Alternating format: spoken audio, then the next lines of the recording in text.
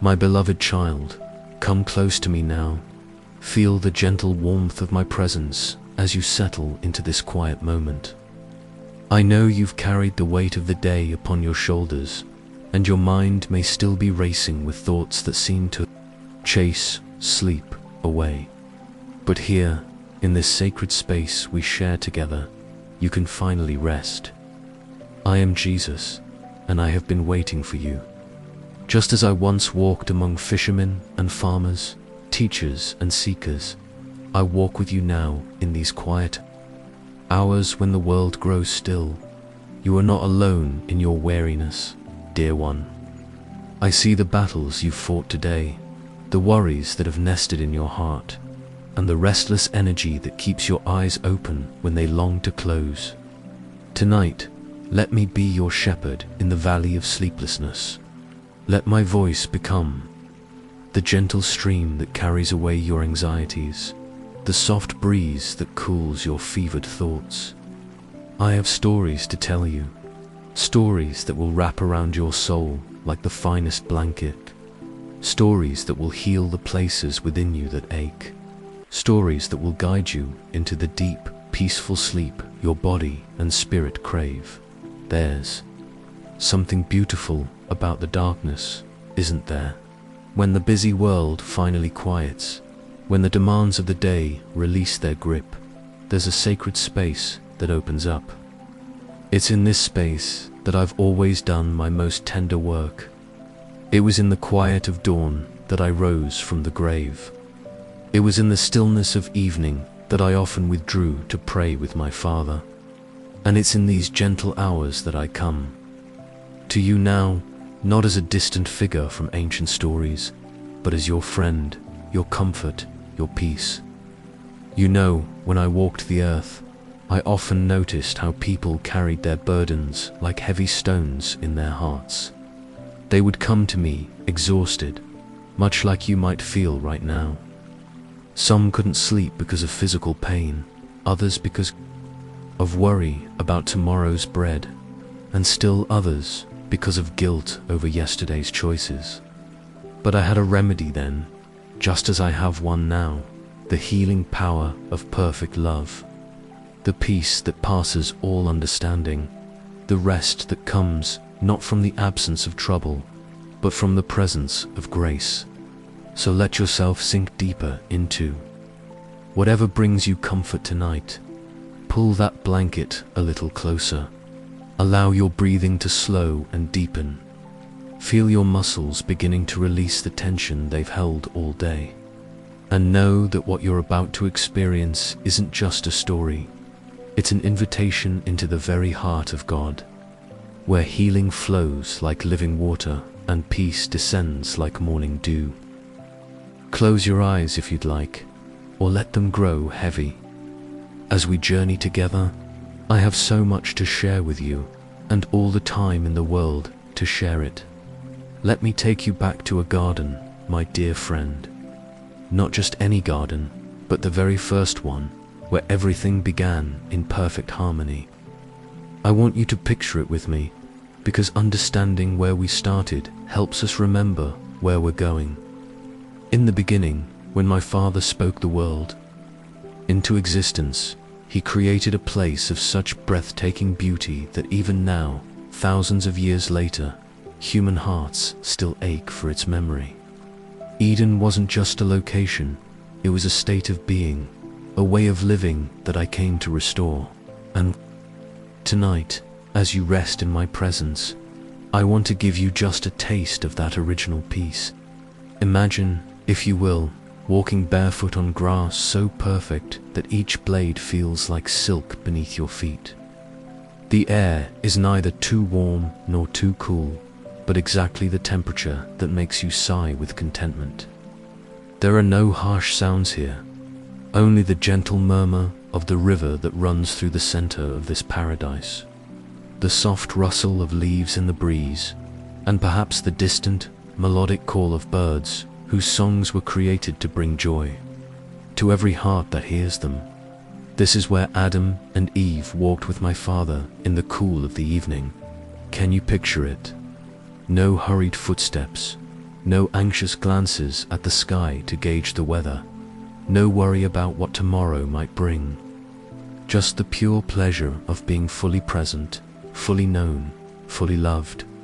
They would hear his voice calling to them, and their hearts would leap with anticipation, knowing that the creator of the universe wanted nothing more than to spend time with them, to share in their wonder at the world he'd made for them. I was there too, you know. I've always been there, from the very beginning. The word that spoke light into darkness, the love that breathed life into dust, the peace that would one day put on human flesh and walk among you.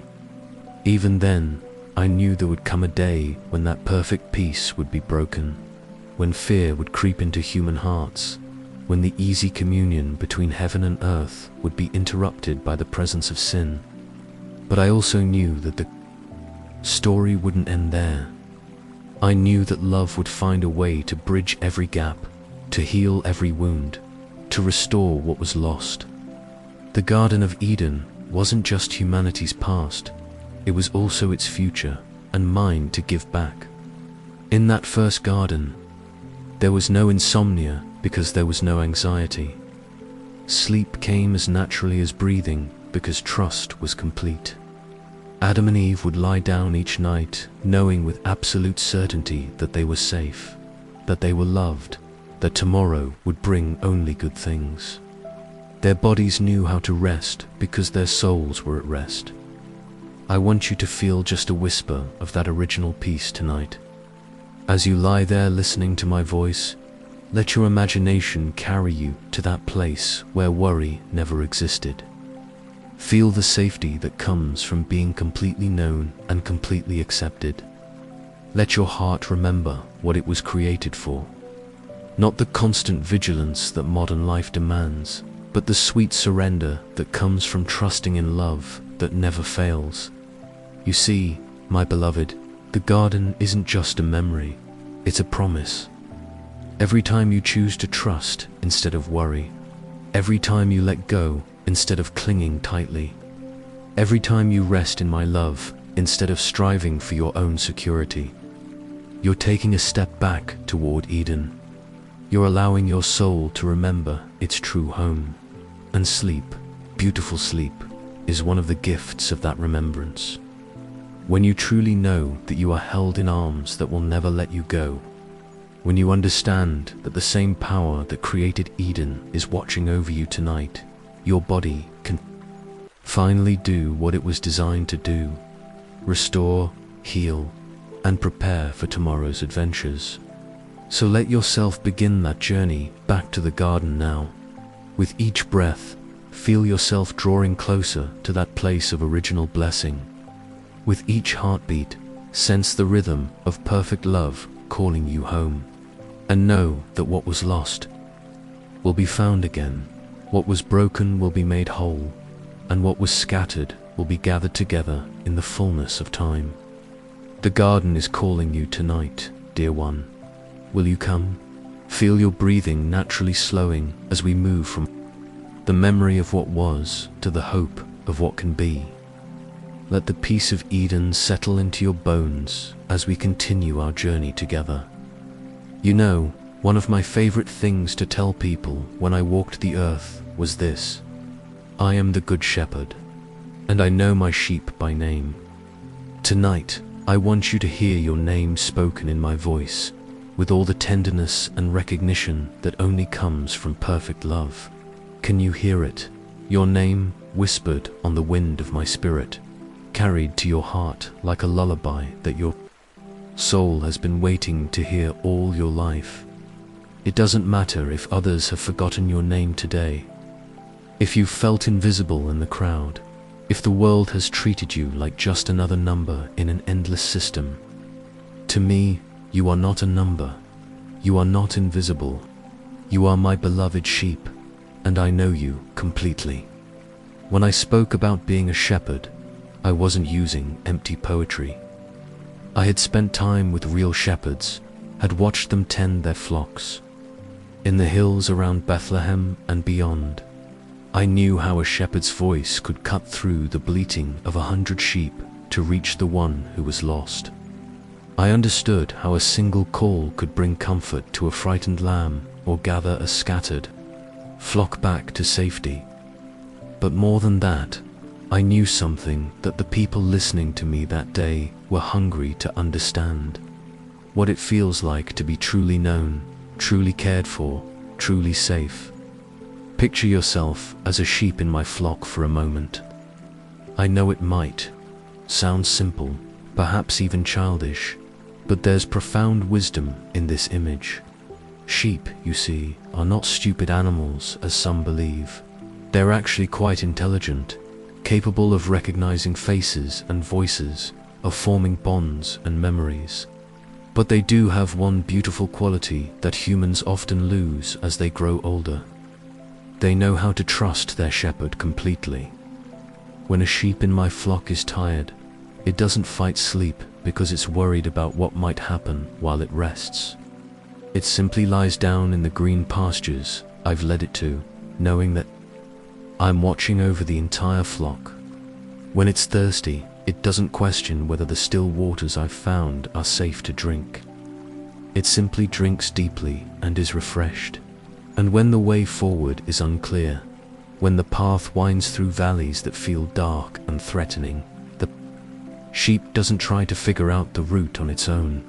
It simply follows the sound of my voice, trusting that I know the way, that I've walked this path before, that I will not lead it anywhere that isn't ultimately for its good. This is the kind of trust I want to restore in your heart tonight, dear one. Not the naive trust of someone who hasn't seen the world's hardships, but the deep, mature trust of someone who has learned that my love is stronger than any darkness, my wisdom greater than any confusion, my power more enduring than any threat. I know your valleys, oh, how I know them. The valley of financial worry, where you've lain awake, calculating and recalculating, trying to make the numbers work. The valley of relationship pain, where words have been spoken that can't be unspoken, where trust has been broken and you're not sure it can be mended. The valley of physical suffering, where your body reminds you daily of its limitations, where pain has become an unwelcome companion that follows you even into your dreams. The valley of grief, where loss has carved out spaces in your heart that feel like they'll never be filled again. The valley of regret, where your own choices echo back to you in the quiet hours, whispering accusations that rob you of peace. The valley of loneliness, where even in a room full of people, you feel utterly alone, unknown, unseen. I have walked through every one of these valleys with you, though you may not have recognized my presence at the time. When you felt most abandoned, I was there. When you were certain you couldn't take another step, I was already preparing a place of rest ahead of you. When the darkness seemed so thick you couldn't see your hand in front of your face, I was still leading you, still guiding you toward the light. And here's what I want you to know tonight. Every valley leads somewhere, not just anywhere, but somewhere good. The psalm that speaks of walking through the valley of the shadow of death doesn't end in the valley. It ends at a table prepared, in the presence of enemies, with oil of blessing poured out, with a cup that overflows with goodness. Your current struggles, the worries that have been keeping you awake, the pain that has been your companion, these are not your final destination. They are valleys you're walking through, and I am walking through them with you, every step you take, even when you stumble, even when you can barely lift your feet, is a step toward the green pastures and still waters that I have prepared for you. So tonight, let yourself be my sheep, not because you're helpless, but because you're wise enough to know that some burdens are too heavy to carry alone. Not because you're weak, but because you're strong enough to trust in love that's stronger than you are. Listen for my voice now, calling your name with infinite tenderness. Feel the relief of knowing that you don't have to figure everything out tonight. You don't have to solve every problem before you sleep. You don't have to be anything other than exactly who you are in this moment. My beloved sheep, safe in my care, surrounded by my presence, held in my love. The Good Shepherd never sleeps, dear one. While you rest, I watch. While you dream, I work. While you heal, I prepare the way forward. You can close your eyes in perfect peace, knowing that you are not alone, you are not forgotten, and you are eternally, unshakably loved. Let the sound of the shepherd's voice settle deep into your spirit now, creating a foundation of trust that will carry you into even deeper rest. Feel yourself being gathered into arms that will never let you go. Come with me now to the shores of Galilee, where the morning light danced on the water like scattered diamonds, and the air was fresh with possibility. I want to tell you about a day when healing flowed like a river, when brokenness met wholeness, and was transformed, when hope was reborn in hearts that had almost forgotten how to hope. The crowds had been following me for days, not because they wanted to hear more teaching necessarily, but because word had spread about what was happening when I touched people, not just any kind of touch, the kind of touch that reaches deeper than skin, deeper than muscle and bone, all the way down to the places where pain has made its home and suffering has built its nest. I remember one woman in particular from that day. She had been walking toward me through the crowd, and I could see in her eyes the weariness that I recognize in yours tonight. It wasn't just physical exhaustion, though her body certainly carried its share of that. It was the deeper tiredness that comes from carrying pain for so long that you begin to believe it's just part of who you are. She had been bleeding for 12 years. 12 years of doctors who couldn't help, 12 years of treatments that promised much and delivered little, 12 years of being told that her condition made her unclean, untouchable, unwelcome in the community she had once been part of. 12 years of watching life happen around her while she remained on the outside, looking in. But here's what moved my heart most about her. She still had hope. Buried deep under layers of disappointment and pain, there was still a small flame of belief that refused to be extinguished. She had heard the stories about me, and something in her spirit whispered, what if? What if this time is different? What if this man really is who they say he is? So she pressed through that crowd, probably being pushed and jostled, certainly feeling weak from her condition, but determined to get close enough to touch just the edge of my robe. She didn't need a dramatic healing service or a long conversation. She just needed to make contact with the one who carried wholeness wherever he went. And in that moment, when her fingers brushed the hem of my garment, everything changed. Not just for her body, though the bleeding stopped immediately and strength flowed back into her limbs. Everything changed for her spirit, for her sense of identity, for her understanding of what was possible in a world that had taught her to limit her expectations. I felt it happen, of course. Power had gone out from me. Not the kind of power that diminishes the one who gives it, but the kind that multiplies when it's shared, that grows stronger when it flows toward need. And I stopped right there in the midst of all those people and asked, who touched me? My disciples thought I was joking. Master, look at this crowd. Everyone's touching you. What do you mean, who touched you? But I knew the difference between the casual contact of bodies pressing together and the desperate, faith-filled reach of a heart that was ready to be made whole. When she finally came forward, trembling, probably afraid that she was about to be scolded for her boldness, I looked into her eyes and saw not the unclean woman that society had labeled her, but my daughter, my beloved daughter, who had suffered long enough, who had been isolated long enough, who had carried shame long enough. "Daughter," I said, and I could see how that word landed in her heart like healing rain on dry ground or faith has made.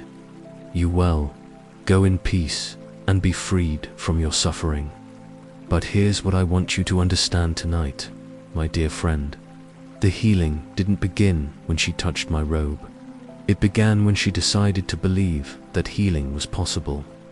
It began when she chose to push through the crowd instead of staying home with her pain. It began when she reached out instead of holding back. And it continues tonight in this quiet moment that we're sharing together. The same power that flowed through that woman's body when she touched me is available to you right now.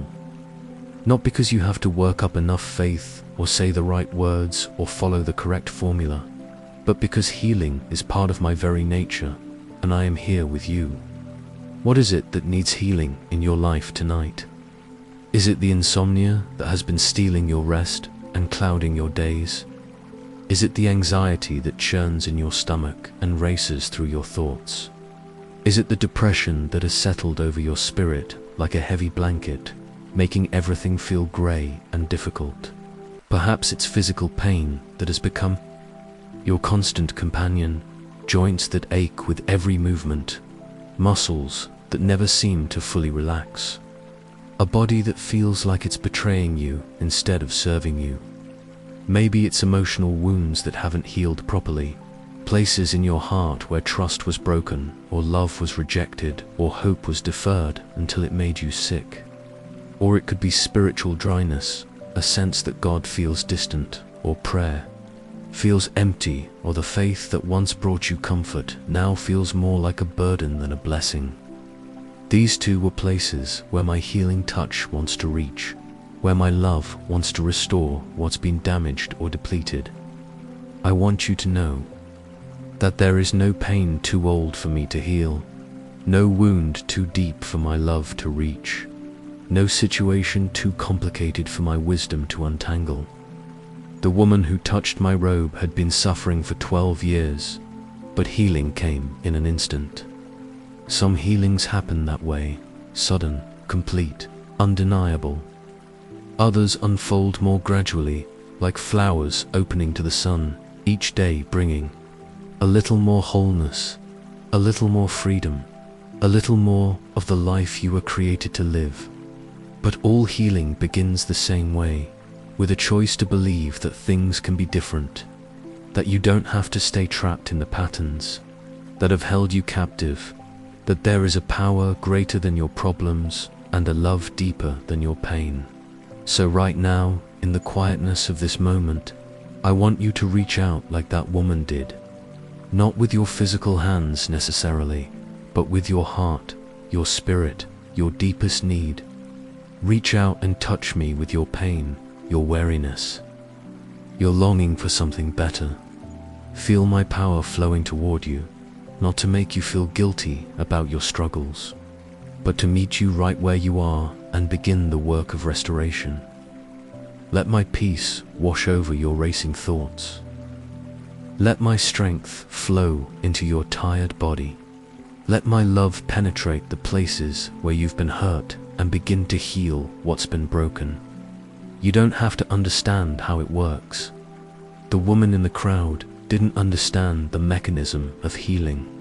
Either she just knew that something beautiful was happening, something that had been needed for so long that she had almost forgotten what it felt like to hope for it. That's all you need to know tonight. Something beautiful is happening. The same Jesus who stopped in the middle of a crowd to acknowledge one woman's faith is stopping here, in this moment, to acknowledge yours. The same power that brought healing to her body is bringing healing to whatever needs to be made whole in your life. Rest in that truth now. Let it sink deeper than your conscious thoughts, down into the places where healing happens, where peace takes root, where love does its most transformative work. Feel the warmth of healing flowing through you now, reaching every place that has carried pain, bringing the restoration that your soul has been longing for. Let this healing touch carry you deeper into the safety of my presence. The wind was howling across the Sea of Galilee that night, whipping the waves into a frenzy that made even seasoned fishermen afraid. These were men who had spent their lives on these waters, who could read the sky and sense a coming storm hours before it arrived. But this was different. This was the kind of tempest that humbles human experience and reminds everyone just how small they are in the face of nature's power. I want to tell you about that night because I have a feeling you know something about storms. Not just the kind that come with thunder and lightning, but the interior storms that can rage just as fiercely in the human heart. The storms of uncertainty that blow through your mind at 3 a.m. when every problem seems insurmountable and every fear feels justified. The storms of overwhelm that leave you feeling battered and breathless, wondering if you have the strength to keep going. My disciples were in that boat, fighting against waves that seemed determined to swallow them whole. When they looked across the water and saw something impossible, me, walking toward them on the very surface that was trying to destroy them. At first, they thought they were seeing things. Surely the stress and exhaustion were playing tricks on their eyes. But as I drew closer, they realized that what they were witnessing was not an illusion but an invitation into a reality bigger than the storm they were facing. Take courage. I called out to them over the wind. It is I, don't be afraid. Don't be afraid. How many times I spoke those words during my time on earth, and how many times I whisper them to you now, in the middle of whatever storm you're navigating. Because fear, you see, is often the most dangerous part of any storm. Not the wind itself, but the panic it creates. Not the waves themselves, but the despair they generate. Not the circumstances themselves, but the belief that those circumstances are stronger than the love that holds you. Peter, bless his impulsive heart, looked at me walking on that chaotic water and made a request that revealed both his faith and his humanity. Lord, if it's really you, let me come to you on the water. And what do you think I said? The same thing I'm saying to you tonight. Come. So Peter stepped out of that boat onto the surface of the storm itself. And for a few beautiful moments, he did the impossible. He walked on water not because he was superhuman, but because he was focused on me instead of on the chaos around him. His eyes were fixed on my face, his heart was trusting in my power, and the laws of nature bent to accommodate the law of love. But then, and this is where the story gets really interesting, Peter noticed the wind. He felt the spray of the waves, heard the howling of the storm, and suddenly the impossibility of what he was doing crashed into his consciousness. Fear flooded in where faith had been, and he began to sink. This is the moment I want you to pay attention to, because it mirrors so perfectly what happens in your own storms. You're doing fine, trusting in my goodness, walking in faith despite the circumstances. And then suddenly you notice how big the waves are, how strong the wind is, how unlikely it seems that you'll make it through. And that's when you start to sink. But here's what I love about this story. Peter didn't just give up and drown. He cried out, "Lord, save me." And immediately, not after he had learned his lesson, or proved his worth, or figured out how to fix his faith immediately, I reached out and caught him.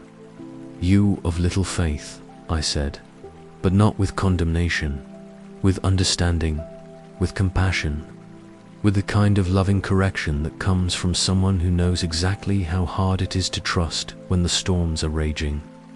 Then I got into the boat with them, and here's the detail that always moves me. The wind died down, not gradually, not after a long struggle, but simply stopped, because the one who spoke the storm into existence could also speak it into stillness. Because the power that created the wind and waves was also the power that commanded their obedience. And the disciples, these men who had been with me for months, who had seen miracle after miracle, were amazed. "What kind of man is this?" they asked each other, "that even the winds and the waves obey him?" The same kind of man who is with you tonight in your storm, my beloved friend.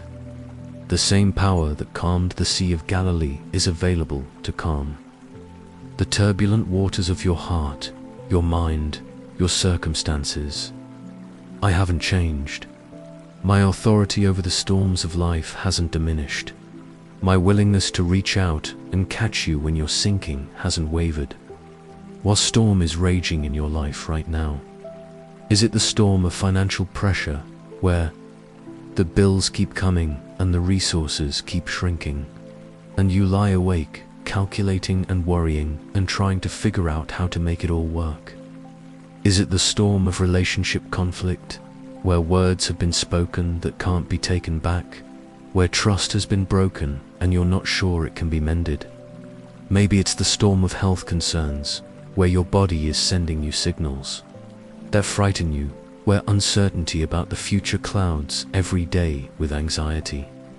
Or perhaps it's the storm of life transitions, job changes, moving, children leaving home, aging parents who need more care, all the ways that life refuses to stay predictable and manageable. Whatever your storm, I want you to hear my voice calling to you over the wind. Take courage. It is I, don't be afraid. I'm not asking you to pretend the storm isn't real. I'm not suggesting that you ignore the very real challenges you're facing. But I am inviting you to shift your focus from the size of the waves to the one who has authority over them. I'm asking you to look at me instead of at the circumstances that seem so overwhelming. And if you find yourself sinking, if the fear becomes too much and you feel like you're going under, do what Peter did. Call out to me, "Lord, save me." These might be the most powerful words you ever pray, because they acknowledge both your need and my ability to meet it. I will reach out and catch you, every time, without hesitation, without conditions, without requiring you to get your act together first. Because that's what love does. It reaches out, it catches, it holds, it calms the storm. So let your breathing slow now as you feel the wind beginning to die down in your heart. Feel the waves of anxiety starting to settle as my peace begins to work in your spirit. The storm is not stronger than I am, dear one, and neither is your storm stronger than my love for you. Rest now in the calm that comes after the storm, in the boat where I am present, where you are safe, where the wind and waves obey the sound of my voice. Feel the supernatural calm settling over your spirit now, the way peace always follows when the storm calmer speaks. Let this stillness carry you deeper into the rest that only comes from knowing you are held by someone stronger than any storm. The crowd that day was enormous, 5,000 men, plus all the women and children who had followed me out into that remote place near the Sea of Galilee. They had been listening to me teach for hours, their faces turned toward me with the kind of hunger that goes deeper than physical appetite. They were hungry for hope, hungry for meaning, hungry for someone to tell them that their lives mattered, that their struggles weren't in vain. But as the day wore on, a different kind of hunger began to make itself known. Stomachs started rumbling. Children began to fuss. The practical needs of these thousands of people created a problem that seemed impossible to solve. We were miles from the nearest town. There wasn't nearly enough money to buy food for such a crowd, and evening was approaching. My disciples, ever practical, came to me with their solution. Send the crowds away so they can go to the villages and buy food for themselves. It made perfect sense from a human perspective. It was reasonable, responsible, realistic. But I had something else in mind entirely. They do not need to go away, I told them. You give them something to eat. I can still remember the looks. On their faces, a mixture of confusion, concern, and barely contained panic. Philip did the math quickly in his head. It would take more than half a year's wages to buy enough bread for each one to have a bite. But Andrew, dear Andrew, had been paying attention to the crowd. He came forward with a small boy who had been tugging at his robe. "Here is a boy with 5 small barley loaves and 2 small fish," he said, then added with the kind of honesty I loved about him. "But how far will they go among so many?"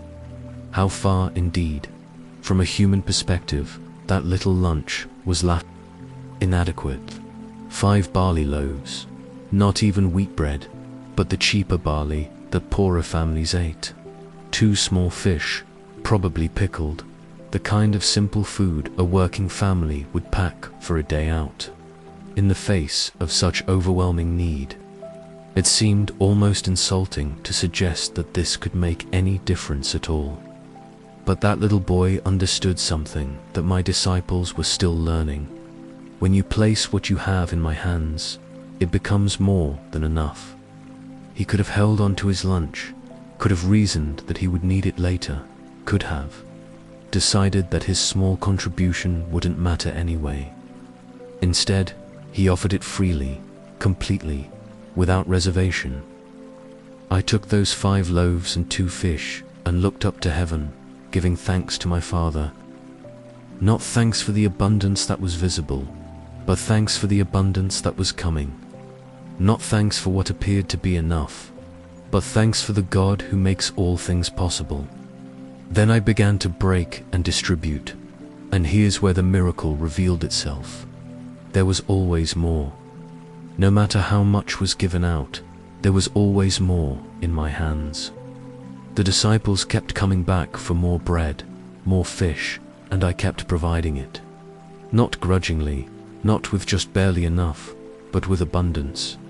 Everyone ate until they were satisfied, not just no longer hungry, but truly satisfied, full content, nourished in a way that went beyond mere calories to something deeper. The satisfaction that comes from experiencing love made tangible, hope made edible, grace made as real as bread in your mouth. And when it was all over, when every person in that crowd of thousands had eaten their fill, we gathered up 12 basketfuls of broken pieces left over. 12 baskets, one for each of my disciples to carry, as if I were saying, "See, when you place the little you have in my hands, there's not only enough for everyone's need, but more than enough for whatever comes next." I tell you this story tonight because I know you understand something about insufficiency. You know what it feels like to look at the resources you have, whether financial, emotional, physical, or spiritual, and realize they're not nearly enough for what you're facing. You know the mathematics of limitation, where the needs always seem to outweigh the supplies, where the problems are bigger than your ability to solve them. Maybe you're lying there tonight, worried about how you're going to make ends meet, how you're going to find the strength to face another difficult day, how you're going to love people who seem unlovable, how you're going to forgive hurts that feel unforgivable. Maybe you're carrying burdens that feel too heavy for your shoulders, trying to fix things that seem too broken to be repaired. But I want you to remember that little boy and his impossible gift, 5 loaves and 2 fish in the face of 5,000 hungry people. It wasn't enough, and yet it was everything that was needed once it was placed in my hands. What do you have to offer tonight? It might not look like much. It might be a mustard seed of faith when you need a mountain to move. It might be a flickering candle of hope when you're surrounded by darkness. It might be a wounded heart that still manages to beat with love despite all the reasons it has to close. Whatever it is, however small it seems, however inadequate it appears in the face of your overwhelming circumstances, I want you to place it in my hands.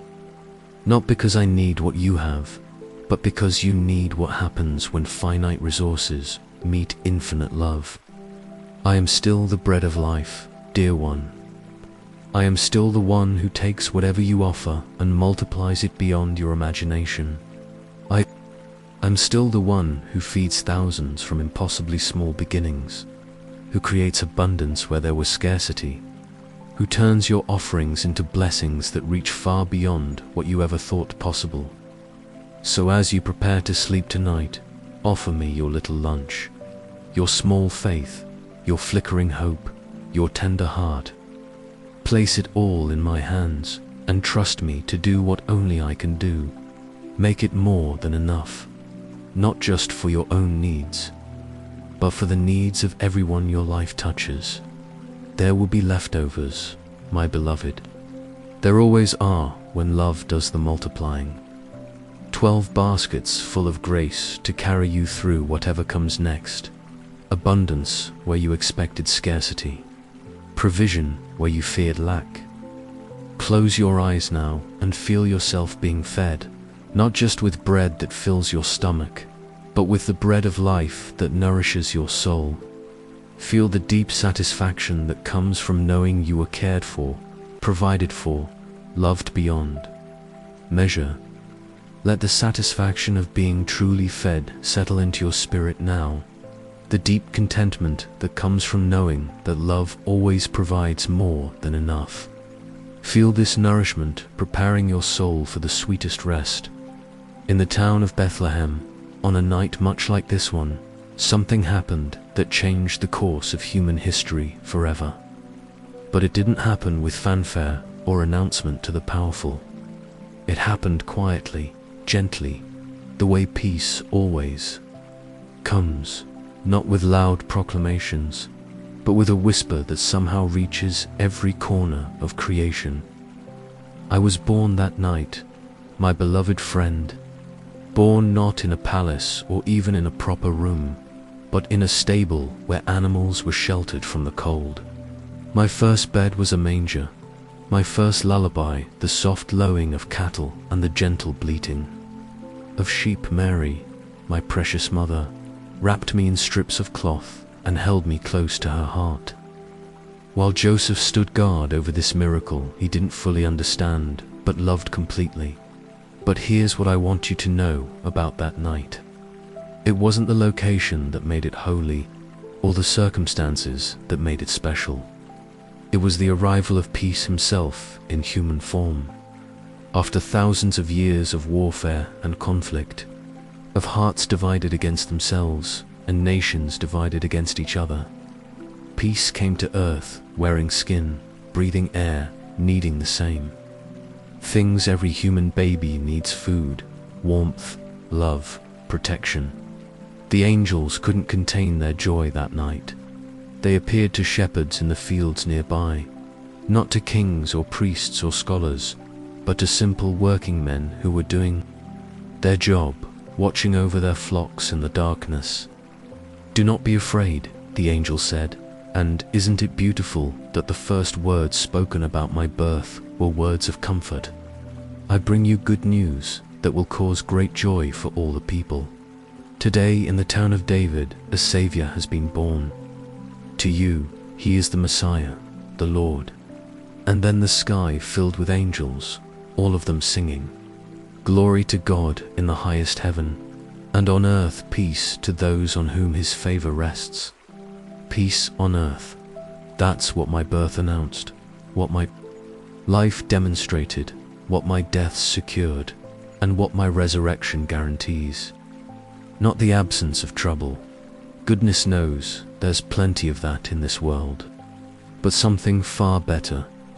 The presence of peace himself in the midst of whatever storms may come. You see, most people think of peace as the absence of conflict, the quiet that comes when the fighting stops. But the peace I bring is different. It's not dependent on external circumstances being calm. It's not fragile or temporary or conditional. It's the peace that comes from knowing you are loved with an everlasting love, that your life has meaning and purpose, that nothing can separate you from the heart of God. This is the peace I want to give you tonight, dear one. Not just a moment of quiet in your busy life, but the deep, abiding peace that becomes part of who you are. The peace that doesn't flee when problems arise, that doesn't waver when circumstances change, that doesn't depend on everything in your life being perfect. I know your heart has been restless, perhaps for longer than you'd care to admit. I know you've been carrying worries that seem to multiply in the darkness, fears that whisper lies about tomorrow, regrets that echo from yesterday. But I want you to know that peace has come to you tonight, just as surely as I came to earth on that first Christmas. You don't have to earn this peace, or deserve it, or figure out how to maintain it. You just have to receive it, the way a child receives a gift with open hands and a grateful heart.